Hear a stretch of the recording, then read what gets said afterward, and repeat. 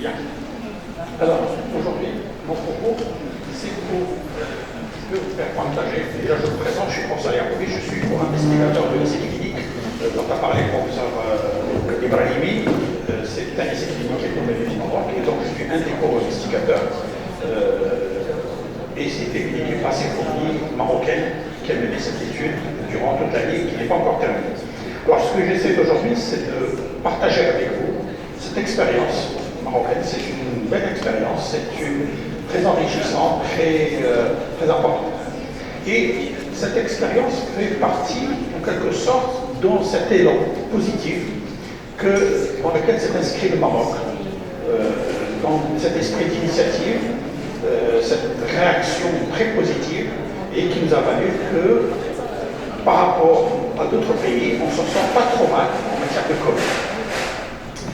Et mon propos se cadre tout à fait avec le cadre de la discussion d'aujourd'hui, puisqu'on parle déjà post-Covid, donc on est en train de réfléchir à maintenir cet élan après le Covid. J'espère qu'on va s'en sortir très très bientôt et qu'on va passer dans cet élan post-Covid. Et puis d'autre part, ça s'inscrit dans le cadre du développement et s'inscrit dans le développement de technologies marocaines, en particulier en matière de vaccination. Et donc, j'ai eu l'honneur avec toute l'équipe de l'hôpital de Sina, de l'hôpital militaire 5, et puis des collègues de l'hôpital de Moroche, d'avoir été dans cette étude de phase 3 par rapport au vaccin Sinopharm. Donc, cette étude qui a commencé il y a 9 mois, au mois de septembre, a été réalisée dans un cadre multicentrique, puisque c'est une étude qui a concerné aussi les Émirats arabes unis, le Pérou, mais aussi le Maroc. Alors, quand vous voyez cette image, vous avez l'impression qu'il n'y a que 600 personnes qui sont volontaires au Maroc, alors qu'il y en a beaucoup plus ailleurs. En fait, notre étude au Maroc n'est pas tout à fait la même. C'est-à-dire qu'elle s'inscrit aussi dans un cadre multicentrique par rapport aux autres études, sur la partie efficacité clinique, sur la partie sécurité du vaccin, mais en plus, on avait en charge de l'étude d'immunogénicité, et c'est une étude qui est assez lourde, puisque ça permet d'avoir une étude des cinétiques des anticorps, des prélèvements, des conditionnements. Donc c'était un autre objectif, et puis c'était beaucoup plus lourd, et c'est pour ça que nous n'avons retenu que 600 volontaires pour la partie marocaine.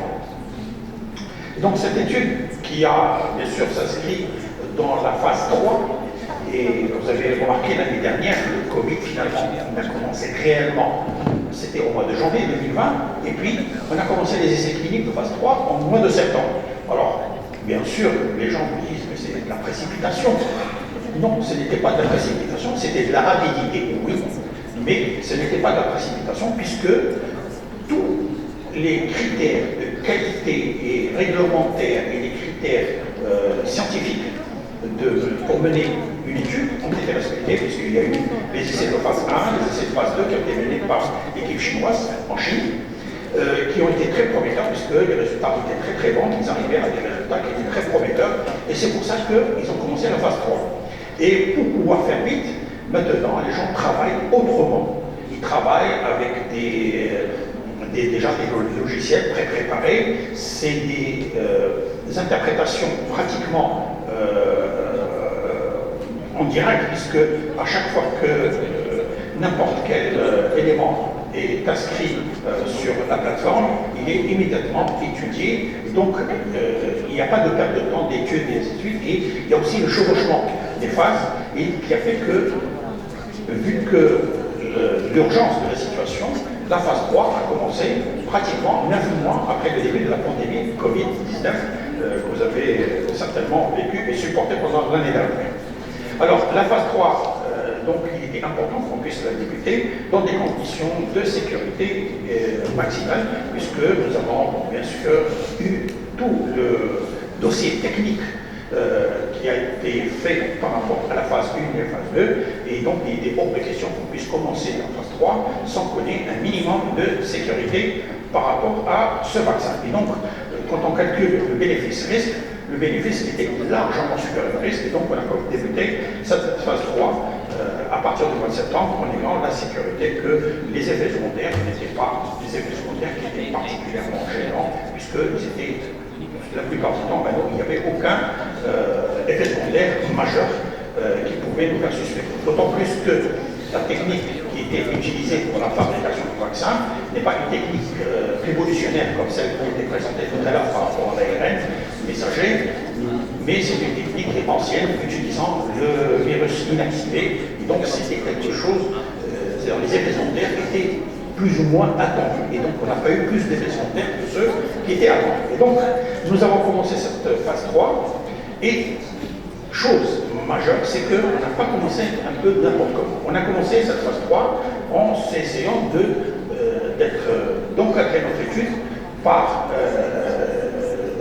un process réglementaire dans le respect des règles scientifiques, des règles réglementaires, des règles juridiques. Et donc, ça a été fait avec la collaboration de la société Sinopharm et l'équipe marocaine et le ministère de la Santé qui était un des partenaires de cette étude. Alors, l'étude a commencé au mois de septembre. La phase de préparation a été très rapide, puisqu'on a travaillé quelquefois sans compter les heures au cours du mois d'août de l'année dernière, pour préparer toute la documentation par rapport à cette étude, préparer la documentation présentée dans les comités d'éthique. Il fallait absolument qu'on passe par le comité d'éthique pour pouvoir respecter les règles réglementaires. Et nous avons aussi obtenu l'accord du Comité national de la protection des données personnelles. Nous avons eu l'accord de la direction de la pharmacie par rapport à l'utilisation des vaccins pour les essais cliniques. Et donc, ça a été très rapide et on a débuté l'opération le 20 août et les premiers volontaires ont été recrutés le 2 septembre, c'est-à-dire pratiquement moins de 15 jours après le début, nous avons commencé à recruter les premiers volontaires. Et donc, l'essai clinique qui consistait en injection de 2 doses à 21 jours d'intervalle, pratiquement c'est terminé vers le 22 septembre. Et donc, à partir du mois de novembre, on avait déjà pratiquement injecté tous les volontaires dans les 2 bras, placebo, comme on le verra tout à l'heure, le bras vaccin. Et donc, on a entamé la période de suivi qui se déroule jusqu'à maintenant et qui se poursuit jusqu'au mois de septembre 2021. Donc, l'étude n'est pas encore terminée. La phase 3 se termine en 2021, en septembre 2021. Nous en sommes qu'à 9 mois, au 9e mois, et nous continuons toujours, bien sûr, l'étude, nous essayons toujours de surveiller les volontaires. Alors, l'objectif était double, comme je l'ai dit tout à l'heure, par rapport aux autres centres où ils n'avaient en charge que l'efficacité clinique et la sécurité du vaccin. Au Maroc, nous avons comme objectif principal, c'est de l'immunogénicité du vaccin, de ce vaccin inactivé, puisque nous faisons un suivi sérologique et un suivi des anticorps neutralisants, et donc avec une cinétique des anticorps, et donc c'est pour ça que le protocole était beaucoup plus long. Et bien sûr, l'objectif secondaire, c'était comme les autres centres, c'était de s'assurer de l'innocuité du vaccin après chaque dose, et donc c'était le deuxième volet qui était le volet de sécurité. Alors, l'étude qui a commencé, c'était l'étude au Maroc au niveau de 3 centres, puisque c'était 600 personnes, 300 étaient dans le bras placebo, 300 étaient dans le bras vaccin. C'était une étude randomisée en double aveugle, donc dans les règles de l'art par rapport aux études scientifiques. Cette étude consiste en des prélèvements qui doivent être faits le premier jour avant la vaccination, s'assurer que la personne n'est pas porteuse du Covid, et puis faire un prélèvement, injecter, immuniser la personne une fois qu'elle est randomisée, puis par la suite, après 21 jours, réinjecter et attendre le 28e jour pour refaire un prélèvement pour avoir un calcul de la cinétique entre le premier jour et le 28e jour qu'on considère étant la phase où il y a une immunisation assez importante. Après le 28e jour, vient la période de surveillance, tant clinique, mais aussi biologique, puisque des prélèvements similaires ont été faits au 6e mois et ils vont être faits au 2e mois pour justement calculer la l'activité des anticorps protecteurs pour s'assurer est-ce que cette vaccination va se prolonger dans le temps, combien de temps, et il va avoir des éléments probants pour éventuellement une relance de la vaccination ou une troisième injection ou autre, puisqu'on va avoir des éléments scientifiques certains. Donc les prélèvements de sang pour études sérologiques, donc des anticorps, être faits au départ, donc juste avant la vaccination, au 20e jour, au 6e mois et au 12e mois. L'immunogénicité est considérée comme valable lorsqu'il y a une augmentation de 4 fois le taux moyen des anticorps neutralisants après un cycle 28 jours après le cycle complet de la vaccination. Donc nous considérons que la personne est immunisée sans qu'elle atteint ce taux d'anticorps dans son sérum que nous avons prévu. Du point de vue de la sécurité, nous notons toute l'incidence de toute réaction, quelle qu'elle soit, bien sûr dans les règles de la pharmacologie clinique, c'est-à-dire tous les événements sont considérés comme potentiellement des effets indésirables. Donc tout est noté. Dans un premier temps, immédiatement après l'injection, les personnes sont retenues pendant 30 minutes pour s'assurer s'il n'y a pas de réaction immédiate.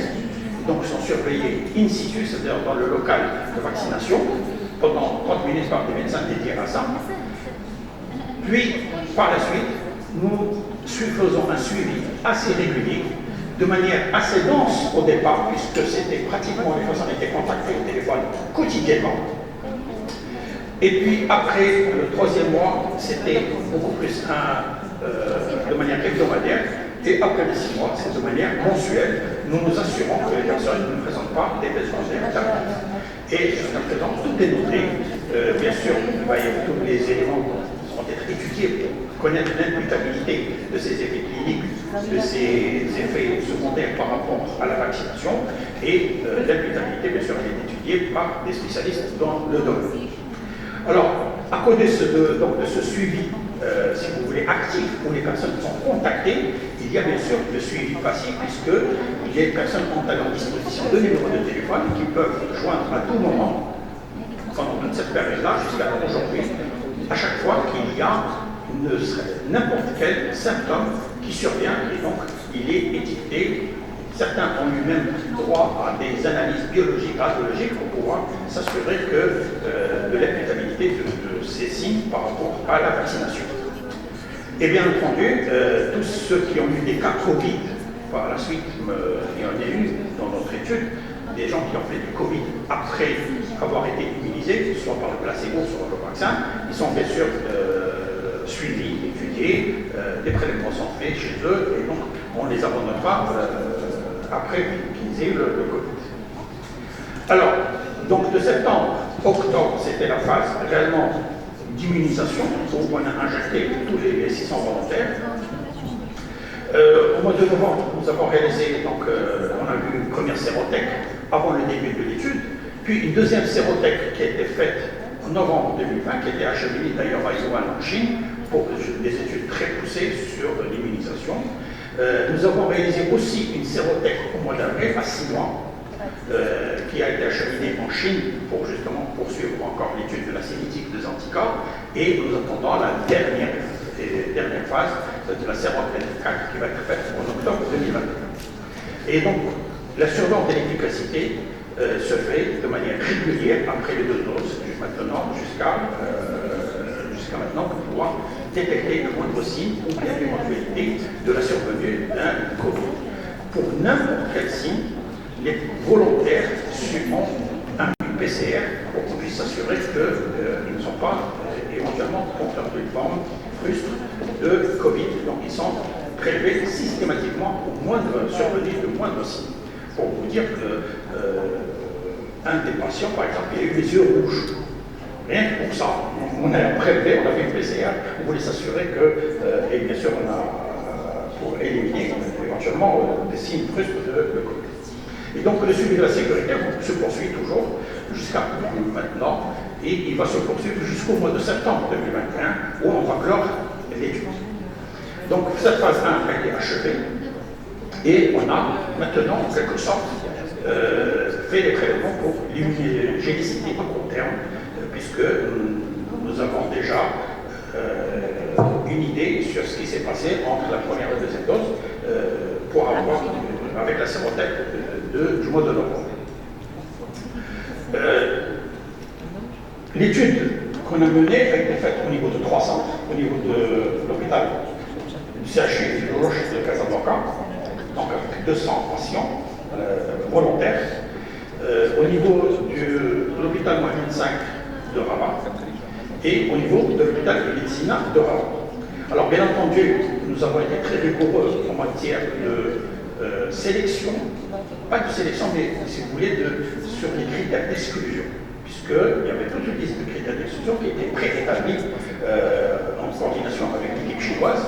Et donc, c'est pour ça que vous voyez que les personnes screenées sont toujours bien supérieures aux personnes qui ont été retenues et randomisées, en respectant bien sûr toutes les règles du volontariat, c'est-à-dire l'accord signé des personnes.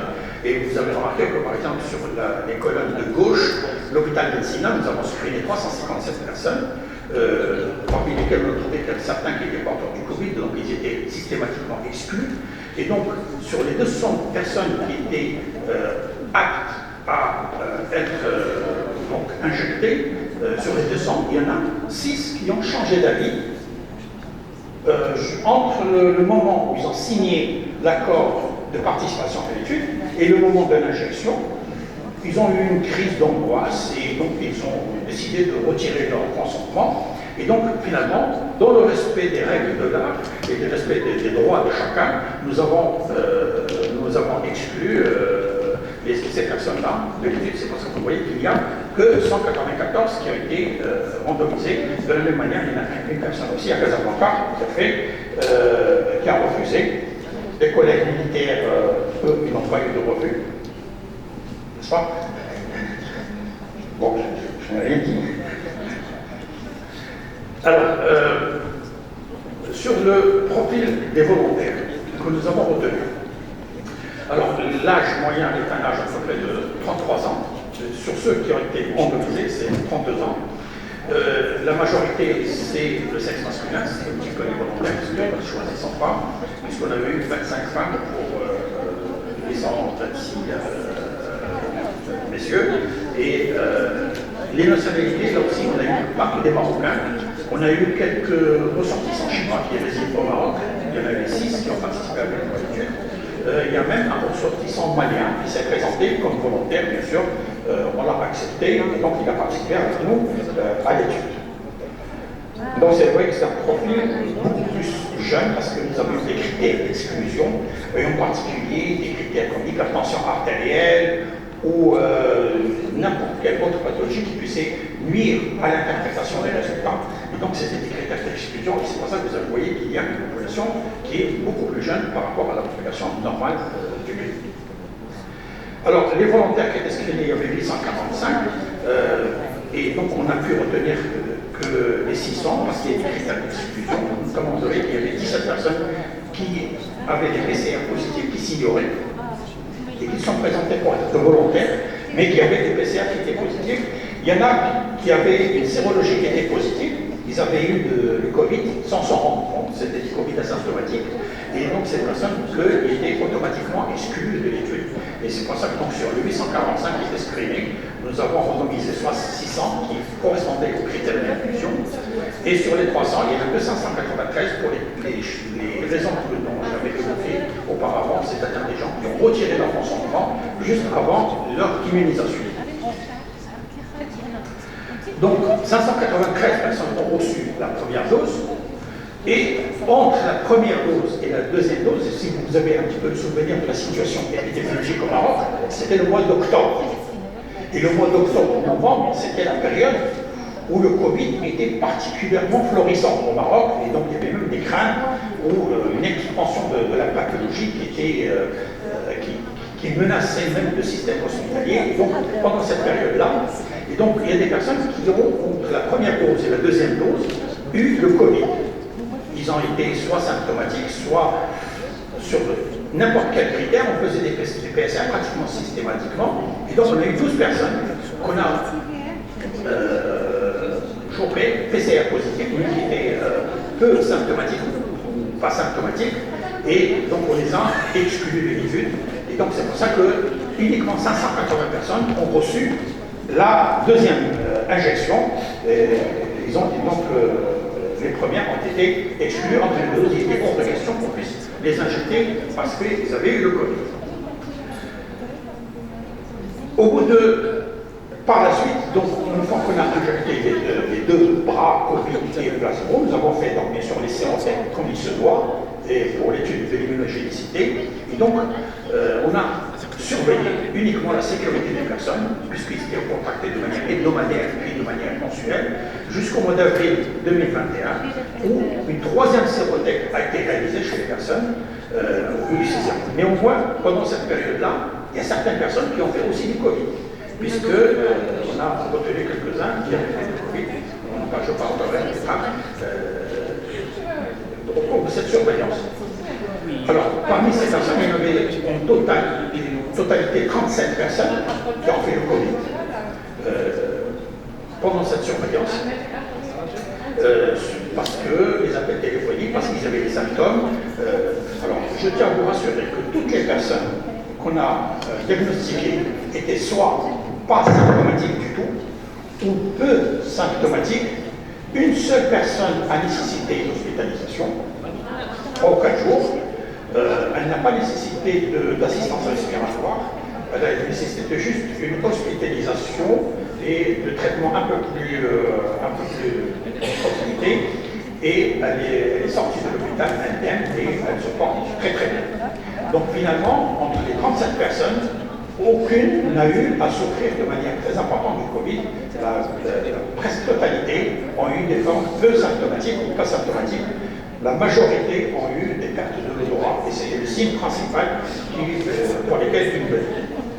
Alors, bien entendu, ces personnes qui étaient Covid positives, nous faisons chez eux la PCR pour confirmer le diagnostic, une sérologie pour pouvoir s'assurer un petit peu du taux d'anticorps qu'ils ont, une évaluation clinique, biologique de leur état, puisque le bilan complet est réalisé dans les règles de l'art, à savoir tout le bilan hématologique, biochimique, la procalcitoline, la ferritine, un bilan radiologique, puisque un scanner est réalisé et avec une évaluation d'éventuels dégâts radiologiques au niveau des poumons. Et bien entendu, une sérothèque aussi est réalisée, même chez les personnes qui ont fait le Covid, on réalise une sérologie, une sérothèque, c'est prélève ces patients et on garde le sérum pour justement calculer est-ce qu'une fois que l'anonymat est levé, s'assurer quel titre d'anticorps neutralisants ils avaient au cours de cette période où ils ont fait le Covid. Alors, après cette période de 6 mois, nous continuons bien entendu le suivi, l'évaluation clinique des personnes, la consultation médicale, les interventions des spécialistes, puisque on est obligé de s'adosser à des spécialistes, des neurologues, des ophtalmos, à chaque fois de ces niveaux. Absolument qu'on l'étiquette de manière sûre, des cardiologues aussi, pour pouvoir justement bien étiqueter les signes cliniques qui peuvent survenir et puis s'assurer de l'imputabilité de ces signes cliniques pour les rendre, est-ce que c'est imputable au vaccin ou c'est des pathologies qui étaient préexistantes qui n'ont fait que se réveiller en cette période. Bien entendu, tous les patients recevaient une prescription clinique et puis prescription médicale. Les personnes ayant, puisque l'étude était assurée, les personnes ne payaient rien du tout, puisque tous ces examens pathologiques, biologiques, les prescriptions médicales étaient aux frais de l'étude. Donc il y avait une prise en charge totale. Alors, les événements indésirables que nous avons relevés au cours de cette période, c'est exactement pratiquement les mêmes effets secondaires qui ont été observés au cours de la phase 1 et la phase 2, à savoir sur le site d'injection, la douleur, c'était le signe qu'on a vu le plus précoce et c'est ce qui arrive le plus fréquemment. c'est cette douleur. Quelquefois, ça s'accompagne d'une petite induration, mais momentanée et qui disparaît assez rapidement, ou d'une rougeur, et puis rarement un prurite.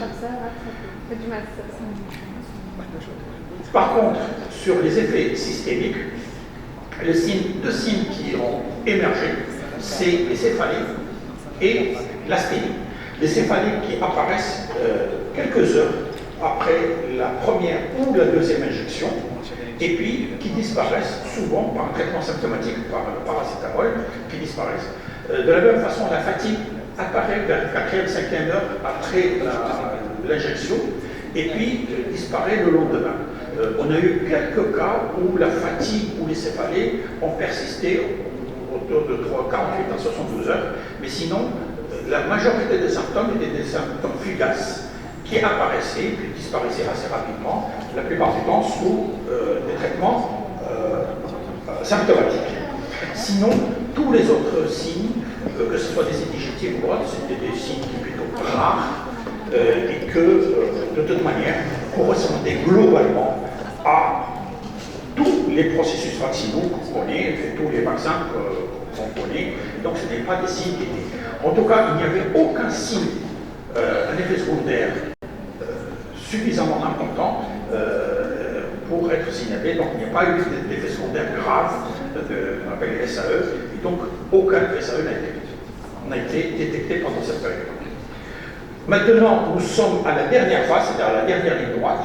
Nous continuons néanmoins à surveiller ces personnes, nous continuons à les contacter, parce que ça permet de maintenir le lien, ça permet de les faire venir aussi à la dernière sérothèque qui va avoir lieu vers le mois d'octobre 2021 pour clore l'étude et puis lever la minima et sortir des résultats que j'espère vont être profitables pour le Maroc, certainement, pour eux aussi, pour l'humanité, puisqu'elle nous montrera exactement la valeur de ce vaccin, son immunogénicité, sa signifie des anticorps et l'effet réellement sur la santé.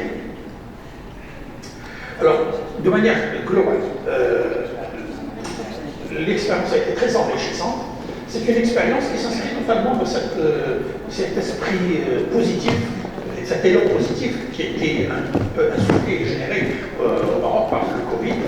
C'est une expérience qui a montré que nos institutions, comme au même titre qu'on a vu ça au niveau de l'industrie, au niveau d'un tas de domaines, des sciences humaines et autres, que le Marocain peut réagir. Et je crois que dans ce domaine-là aussi scientifique, le Maroc a bien réagi. Il ne faudrait pas que cet élan s'arrête. Il faudrait que cet élan puisse se poursuivre pendant le Covid, mais aussi après le Covid, ce que puisse positiver dans notre malheur, positiver, et puis par la suite s'inscrire dans le développement, dans la recherche scientifique. On s'est rendu compte que finalement, la recherche scientifique, on n'est pas que des petits. On peut se rêver, de temps en temps, on peut se rêver grand. Et notre malheur, c'est que souvent, dans nos pays, on se rêve petit. Et là, je crois que cette occasion nous est donnée de se rêver un petit peu plus grand et qu'on peut être plus grand qu'on ne le croit. Et deuxième expérience, c'est que il faut que ces études soient bien encadrées, se passent dans des règles de l'art, c'est-à-dire dans le respect des règles scientifiques de base, dans le respect des règles juridiques, dans les règles éthiques. Et c'est très important parce que ces études soient encadrées, soient bien menées. Il ne faut pas faire n'importe quoi. Et je pense que l'expérience qu'on nous a eue avec les Chinois nous a été très utile, puisque la rigueur était le mot-clé de toute l'étude pendant toutes les phases. Je me souviens que sur n'importe quoi, si on a fait le prélèvement à 8h02, ce n'est pas 8h03. Et surtout la plateforme informatique, vous mettez 8h03, elle vous rappelle à l'ordre et vous dit attention, il y a un problème. Il y a un problème parce qu'il y a une erreur. Donc, si vous voulez, c'est une expérience qui est très enrichissante et j'espère qu'on va pouvoir poursuivre.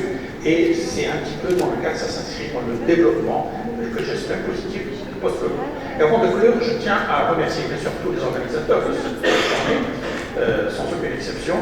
C'est une journée qui était merveilleuse, qui était profitable pour tout le monde. Et je tiens aussi à remercier toutes les équipes qui ont contribué. Je suis qu'un élément de l'étude qui a été menée au Maroc, qui sont les équipes de l'hôpital militaire de l'hôpital de l'Orange, de Hussein, Il y a aussi quelquefois des petites mains qu'on ne remercie pas suffisamment et qui sont très utiles, les infirmiers et les techniciens qui ont travaillé durement pendant toute cette période-là. Et bien sûr, toutes les équipes qui nous ont soutenus au niveau de la Société Sotera, du ministère de la Santé, mais aussi l'équipe de Sinovac qui a été formidable. Je vous remercie pour votre attention. Et entre autres, les essais cliniques dans une procédure tout à fait légale sur un processus éthique et scientifique. On remercie aussi les volontaires qui sont présentés pour les essais cliniques. Et je donne la parole à mon ami pour... Est-ce qu'il y a des questions dans la salle? On va donner des questions parce que c'est deux thématiques qui sont différentes. Donc on préfère... Oui.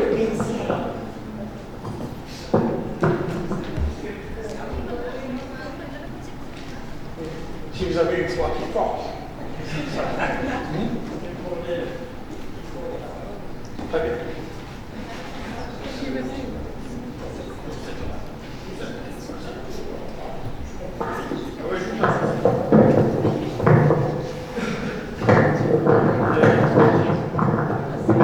Merci Sylvia pour cet excellent exposé.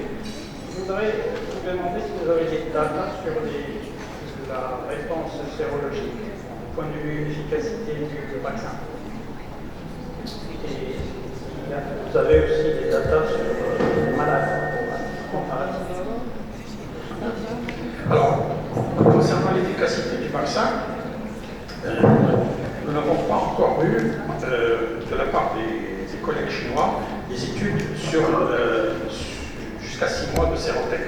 Donc nous n'avons pas encore eu, ils vont nous la transmettre, nous l'ont promis déjà, incessamment, ce qu'on appelle l'étude intermédiaire sur les 6 mois, pour avoir un petit peu le cinétique des anticorps de nos volontaires. Bien entendu, on aura les volontaires, on ne saura pas si c'est des placebos ou c'est sont sur le bras vaccin. Néanmoins, on a aussi les seuls data qu'on a, et je ne sais pas si vous avez suivi, c'est la publication qui est sortie des équipes des Émirats arabes unis et d'Égypte, mais qui ont sorti une étude d'efficacité de la phase 3, ça a été publié très récemment, mais sur un équivalent de celui qu'on a utilisé. Puisque celui qu'on a utilisé, c'est le vaccin Sinopharm Inactivated Yuan, et les équipes des Émirats et d'Égypte ont utilisé plutôt celui de Pékin. Et donc, c'est à peu près, ils sont similaires. Les deux vaccins sont similaires, mais au moins ce sont deux souches proches, très proches, mais différentes. Alors, les résultats, c'est à peu près sans équivalent des uns aux autres. Et ces résultats-là ont montré une efficacité qui avoisinerait, qui se situerait entre 75 et 80%. Dans les 78%. Ce qui, pour un vaccin, est quelque chose de formidable. Tout à l'heure, un des collègues a rappelé que le vaccin, par exemple, la grippe, ne protège que 50%. Donc, si on arrive à des taux de couverture de 78%, c'est merveilleux. Néanmoins, je tiens à rappeler que la couverture en matière vaccinale n'est pas nécessairement la non-infection.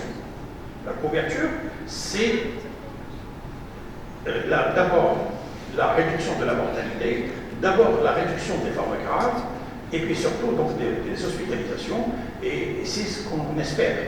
Et d'ailleurs, vous avez remarqué que les campagnes de vaccination au Maroc se traduit par une faiblesse de la mortalité, et c'est probablement dû à cet élan de vaccination qui a pratiquement couvert 80% des personnes à risque au Maroc.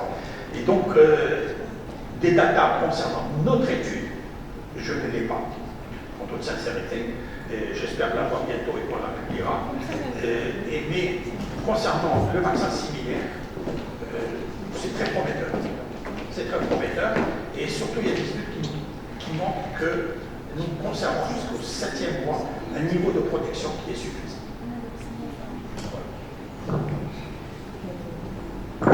Juste, par rapport à l'immunogénicité, Par rapport à mon expérience personnelle, moi j'ai fait le Covid fin novembre, le 25 novembre exactement, et j'ai fait la culture.